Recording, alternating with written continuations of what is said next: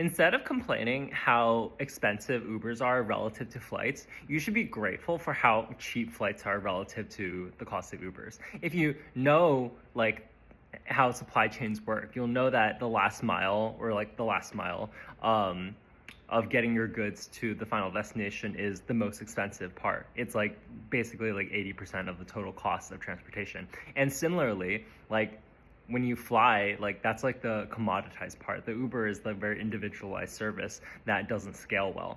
And like you should be grateful for how cheap flights are. We have so many innovations in the aerospace industry in the past couple of decades. We have low cost carriers, which basically optimize every single part of the plane.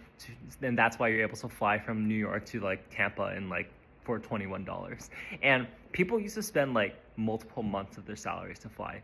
Traveling used to be like a once in a lifetime thing, but now it's basically commoditized. You can like go to Paris like whenever you want for only like $300. And sure, it's like expensive, but it's not like completely unaffordable like it was in the past.